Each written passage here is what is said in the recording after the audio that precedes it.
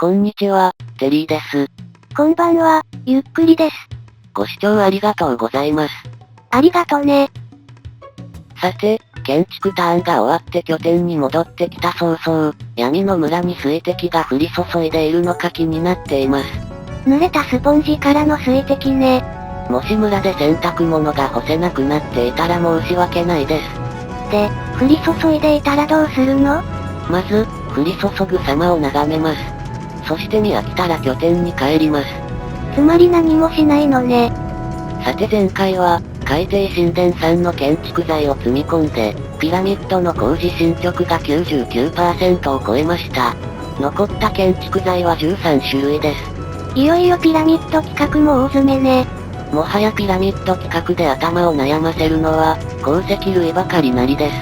また、この連載中に触れた、企画完遂までにこなしたい追加目標などをまとめてみました。これについては後で少々触れます。さて、相変わらず明るい闇の村に来てみると、残念ながら濡れたスポンジから滴る水滴は確認できませんでした。どうもこの熱い太陽熱で、水滴は空中で蒸発してしまったようです。この熱い太陽熱で頭がやられたのね。せっかく闇の村改め雨の村とか考えていたのに。降り注いでいて欲しかったんだ。それにしても、じわじわと直射日光が届かない村人の家が増えているんですよね。ウィキの記載から解釈すると、少なくともドアの前後5ブロックの範囲で、1箇所は直射日光が届く場所がないと、家なのに家じゃなかったになるようです。どこかのタイミングで、一斉に村人が村を見捨て始めるのでしょうか。まあ企画の目的には影響しないわね。さてピラミッド拠点に戻ってきて、鉱石類の備蓄を確認しつつこの先の建築計画を練り始めました。実のところ正念場です。今までと何が違うのよ。この先の計画を立てる上で、同時に考慮しないとならない建築材が最多なんです。つまりは光源ブロックを除いた重層に、鉱石類の建築材を割り当てていく作業となるのですが、現在の備蓄を見ながら、近いうちに行う最後のブランチマイニングで採掘できる各鉱石の割合を考えつつ、幸運3でダイヤ4鉱石が1ブロック相当かなとか考えつつです。死んで装備ロスとした時の備えも確保しないとね。で、どこから手をつけるか悩みましたが、まずは丸5番以降に積む4鉱石からがやりやすそうです。ダイヤ鉱石の手持ちは4つしかなく、採掘比率は金鉱石がダイヤ鉱石より平均 14% 多いです。なので、ひとまずこんな感じかなと。各括弧の数字は不足数ね。ついで、以前お話ししましたが、息抜き企画として独立させた採掘は、この企画では極力控える方針です。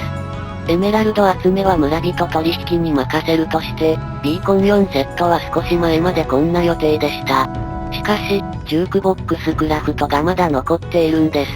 ダイヤブロック11個相当消費するので、ダイヤブロックは5個不足します。かける4でダイヤ鉱石20個相当ね。防具用の予備ダイヤまで考えると、これはうまくありません。ここまで考えて、ジュークボックス100個計画を一瞬諦めかけたのですが、まだ手がありました。手持ちの鉄ブロックが36個を超えていたんですよね。鉄ブロックとダイヤブロックの層を交換すれば、ダイヤブロックが15個余るのでいい感じです。これでほぼ鉱石類の計画は決まったかしらね。ラピスが手持ちで足りているかがまだ不明で、ブランチマイニングでのエメラルドと金鉱石の採掘量はばらつきそうですが、大枠はこれで決まりです。さて、積む順序を決めてからはひたすらこなすのみです。最後のブランチマイニング前に、レッドストーンの備蓄が十分か確認するため、ここでレッドストーンランプを作ってしまいました。採掘中はレッドストーンを気持ちよく捨てられそうです。で、次が問題のラピスで、まだ不足してたら計画見直しです。ところが試しに鉱石1スタックを幸運3で掘ってみると、めちゃくちゃ取れました。1鉱石につき 1.5 ブロックほどになったかしらね。おかげで金鉱石の層を一つ上に引き上げられて、不安定な金鉱石の採掘のリスクが抑えられました。ありがたいです。そして、ドカンとジュークボックスを作ってしまい、目指してから苦節20分ほどで、ついにジュークボックス100個を達成しました。つまり、思いついたばかりだったのね。ちなみにダイヤ100個を掘るには1時間半弱が目安ですが、ジュークボックスのためにダイヤ掘るとかさすがに抵抗があります。さて、4層は今すぐ建築できるということで、早速建築ターンです。前回までのピラミッドの工事進捗は 99.37%、今回の建築で 99.70% に達します。ビーコン機動用の4セットは工事進捗に含まれていないのね。それらはビーコンの足場という解釈です。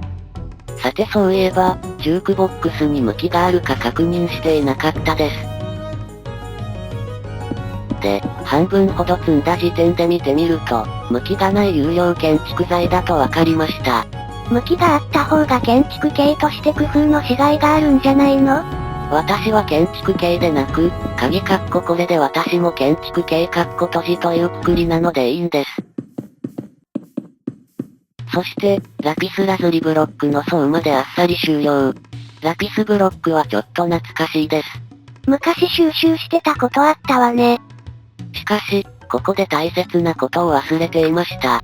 ジャックオランタンってひょっとして、カボチャと同じ仕様だったんじゃないでしょうか。設置するときは足場が必要となるわね。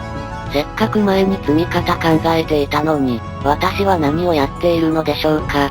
建築計画考えた最中に記憶がところてんしたのね。で、足場ブロックを取りに拠点に戻ったところでリードが切れててもったいないです。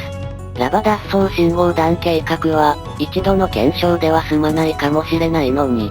どうでもいいけど名称つけたのね。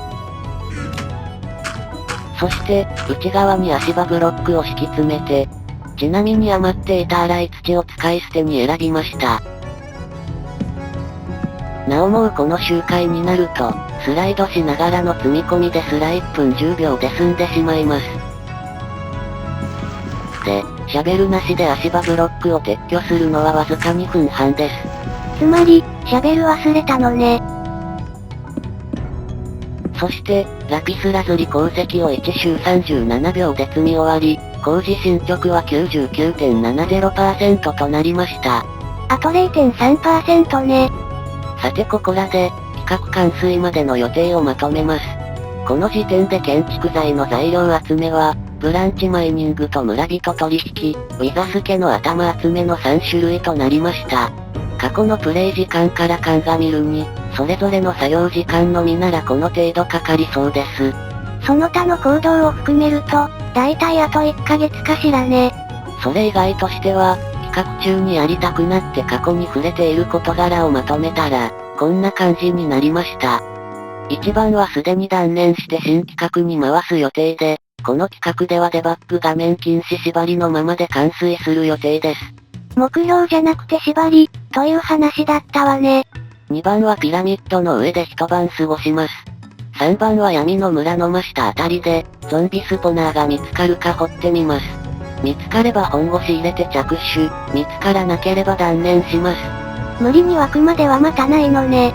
4番と5番はすでに先ほどの作業時間の目安に組み込んでおり、6番はまだ全然調べておらず、そして7番は、時々村の様子を見に行く、といった感じです。時間かかりそうなのは、ゾンビスポナーでの湧きつぶしね。未検証なので試みてもうまくいかない可能性もありますが、闇の村と名付けた以上は、松明なしで湧きつぶしができるなら試みたいです。それにしても、なんだかネザー水晶以降の建築材の存在感がすごいです。というわけで、今回はここまでとなりました。次回はこの企画最後のブランチマイニングです。